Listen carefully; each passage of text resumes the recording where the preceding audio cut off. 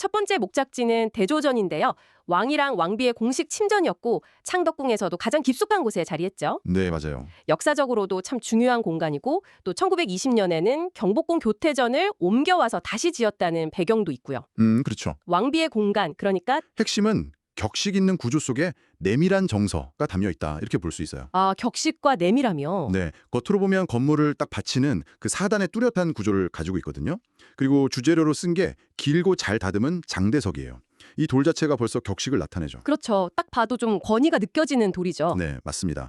건물의 높은 위상을 반영하는 선택인 건데, 근데 그 쌓은 방식을 보면요, 정교하긴 한데 장식적인 기교는 최대한 뺐어요. 위험은 갖추되 뭘까 과시하지 않는 그런 절제된 태도가 보입니다.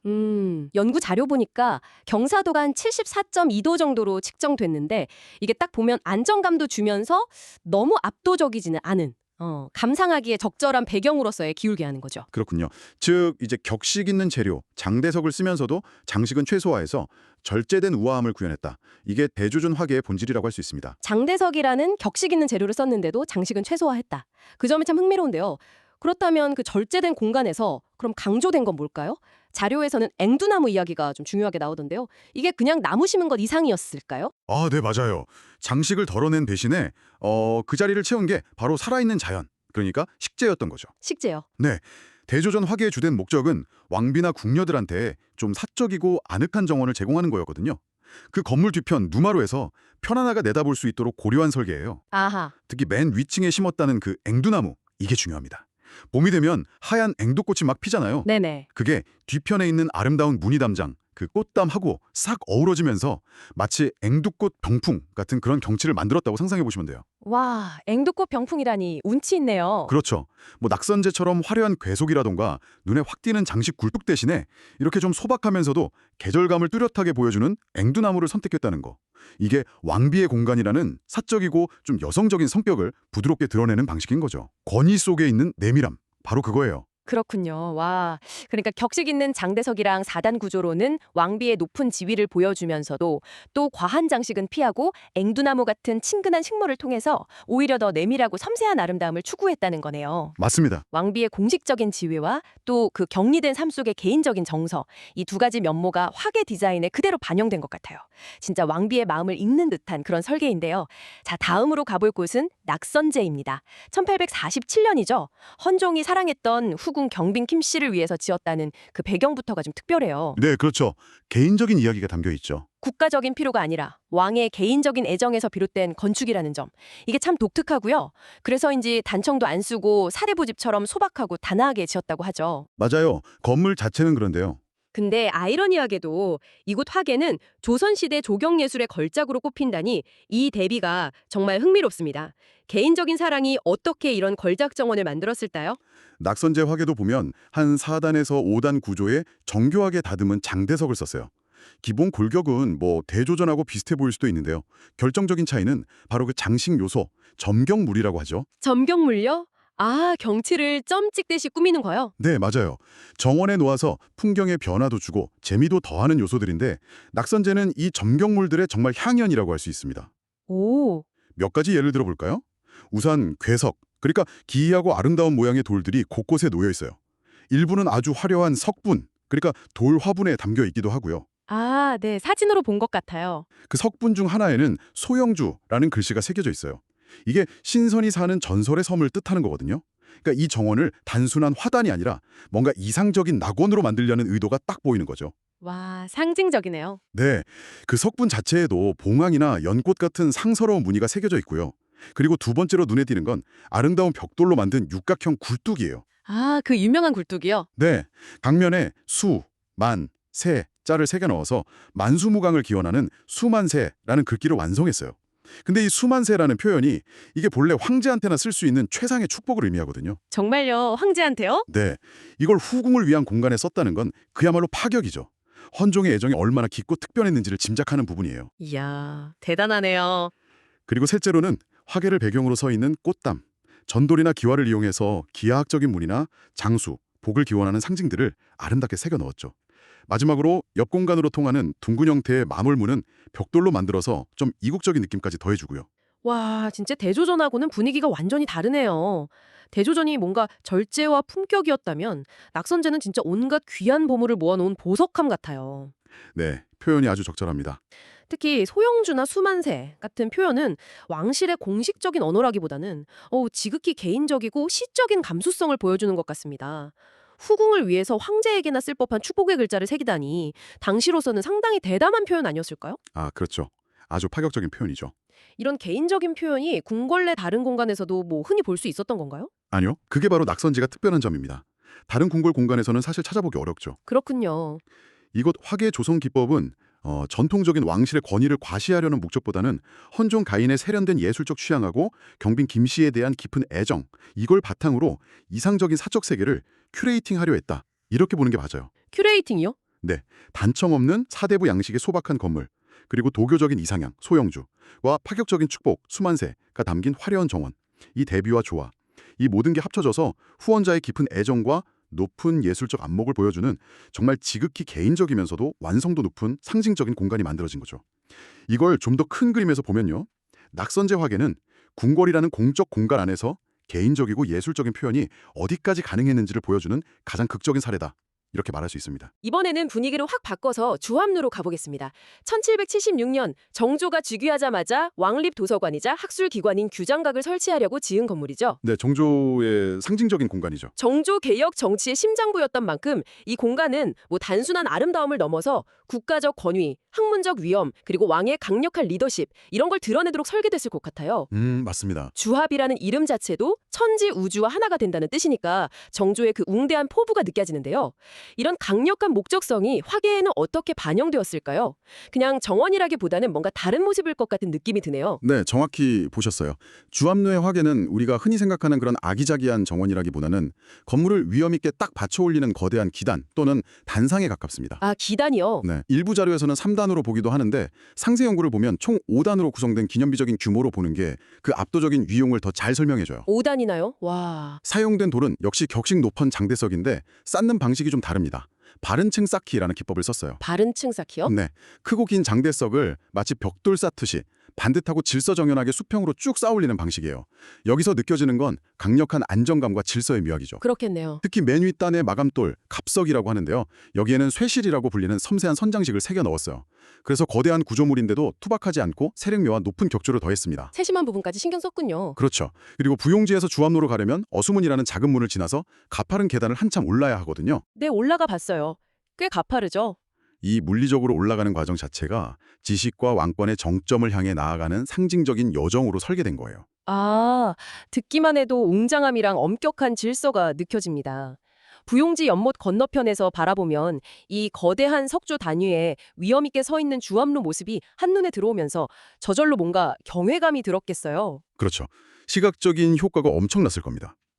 근데 이렇게 육중한 석조 구조물만 있으면 너무 딱딱하게 느껴질 수도 있을 것 같은데 자료에 취병이라는 것도 언급되던데요. 이건 어떤 역할을 했나요? 아, 좋은 질문이에요. 취병은 대나무나 회양목 같은 살아있는 나무를 엮어서 만든 푸른 울타리를 말해요. 살아있는 울타리요? 네, 옛 그림인 동골도를 보면 어수문 근처에 이 취병이 묘사되어 있는데 이걸 바탕으로 지금 복원되어 있습니다. 이 취병이 공간을 시각적으로 나누고 방문객 시선을 유도하는 역할도 하면서 동시에 주합로 하계의 그 장엄하고 딱딱한 석조 구조물에 자연스러운 부드러움과 생기를 더해주는 중요한 조경 요소예요. 딱딱함과 부드러움의 조화랄까요? 아하, 그렇군요. 그래서 결론적으로 주합로 하계는 단순한 정원이나 건물 기반을 넘어선 정조시대의 정치 이념과 왕권의 상징성을 담은 건축적 선언문이라고 할 수 있습니다. 건축적 선언문이요? 네, 거대하고 질서정연하고 정교하게 마감된 이 석조 단상, 이게 규장각이라는 기관을 물리적으로 높이는 동시에 상징적으로도 격상시키는 거죠. 여기서 이제 중요한 질문이 생기는데요. 과연 이게 대조전이나 낙선제처럼 감상을 위한 정원으로 의도되었을까 하는 거죠. 아닐 것 같은데요. 그렇죠. 그 압도적인 높이는 후원 전체를 내려다보는 권위적인 시선을 제공하고요. 바른층 쌓기의 엄격한 질서는 유교적 통치의 합리성과 규율을 시각적으로 구현하고 또 가파른 계단으로 오르는 행위는 왕권과 지식의 권리에 대한 수능을 요구하는 거죠. 즉, 주합루학의 조성기법은 정치적 이데올로기를 담기 위한 조경 건축이고 왕립 도서관과 그 설립자인 정조에 대한 경외심을 불러일으키도록 아주 치밀하게 고안된 장치다. 이렇게 볼 수 있습니다. 자, 마지막으로 살펴볼 곳은 의도압과 운경고입니다. 1827년에 학문적 재능이 뛰어났던 효명세자를 위해서 지어진 서재와 부속 건물들이죠. 네, 효명세자의 공간이죠. 이곳을 관통하는 철학은 학자적 금욕주의라고 요약할 수 있을 것 같아요. 그렇죠. 검소함이 강조됐죠. 건물에 화려한 단청도 안 입히고 나무결을 그대로 드러냈고 심지어 편안한 남향을 일부러 피하고 학문 수양에 집중하려고 북향으로 지었다는 이야기까지 있더라고요. 네, 그런 일화가 전해지죠. 의도화합이라는 이름, 즉 북두칠성에 기댄다는 뜻에는 할아버지인 정조의 규장각을 우러르면서 학문과 개혁 의지를 잇겠다는 효명세자의 다짐이 담겨 있다고 하고요. 이런 금욕적이고 학구적인 분위기가 화계에는 어떻게 반영되었을까요? 앞선 세 곳과는 또 다른 모습일 것 같은데요. 네, 그렇습니다. 의도합 권역의 화계는 앞서 본 세 곳하고는 구조적으로나 재료적으로나 확연히 달라요. 가장 눈에 띄는 특징 중 하나는 79.3도에 달하는 극도로 가파른 경사도예요. 79.3도요. 와, 거의 직각에 가까운데요. 저희가 살펴본 네 곳 중에서는 가장 가파르죠. 그런데 가장 본질적인 차이는 사용된 돌, 석재의 선택에 있습니다. 대조전, 낙선제, 주업류에서 봤던 그 길고 큰 장대석, 즉 권위와 격식을 상징하는 돌 대신에요. 여기서는 작고 네모 반듯하게 다듬은 사고석을 주재료로 썼어요. 아, 사고석이요? 장대석이 아니고요. 네, 이 선택이 실용적이면서 동시에 매우 상징적입니다. 실용적으로 보면 작은 돌들이 가파르고 좁은 경사면을 안정시키는데 더 유리했을 수도 있어요. 하지만 상징적으로 볼 때 이 소박하고 격식이 덜한 석재의 사용이 건물이 추구하는 검소하고 학문적인 목적과 완벽하게 딱 맞아떨어지는 거죠. 아, 그렇군요. 전체적인 구조 역시 미학적인 기교나 장식보다는 급경사면의 안정성을 확보하기 위해서 마치 칼로 자른 듯이 날카롭게 구획된 기능적인 단들로 이루어져 있고요. 장식은 철저히 배제되었습니다. 와, 정말 건물하고 화계의 철학이 놀랍도록 일치하는 느낌입니다. 단청 없는 소박한 건물, 장식 없는 기능적인 화계, 그리고 격식 높은 장대석 대신 실용적인 사고석을 사용한 것까지 왕세자이자 학자로서의 겸손함과 수양에 집중하는 태도를 그대로 보여주는 것 같아요. 정확히 보셨습니다.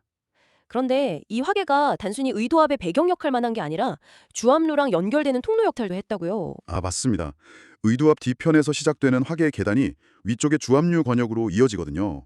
이게 효명세자의 서재를 할아버지 정조의 위대한 유산인 규장각하고 물리적으로 그리고 상징적으로 연결하는 중요한 통로 역할을 하는 거죠. 의미가 깊네요. 네.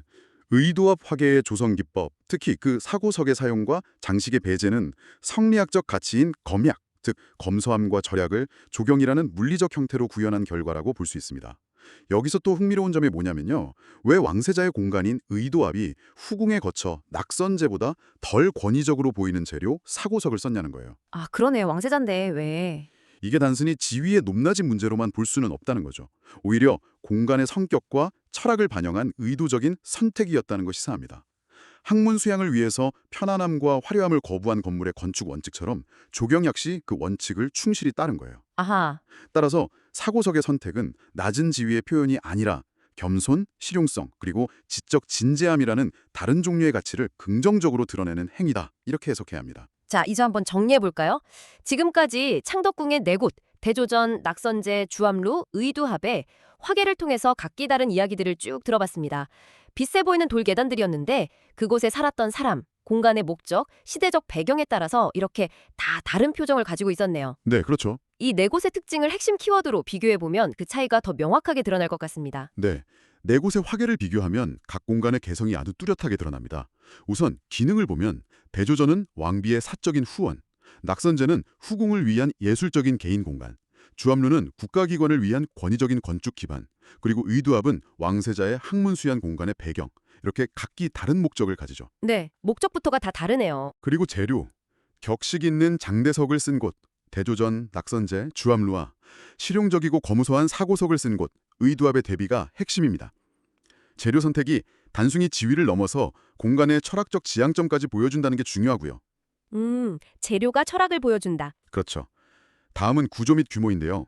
인간적일 척도의 비교적 아늑한 규모, 대조전, 낙선제에서부터 기념비적인 위용을 자랑하는 거대한 규모, 주합루, 그리고 극도로 가파르고 기능적인 단, 의도합까지 매우 다양합니다. 특히 그 경사도 차이, 대조전 74.2도 대 의도합 79.3도, 이것도 공간의 성격을 만드는 데 한몫하고요. 네, 경사도 차이도 의미가 있었죠. 마지막으로 장식입니다.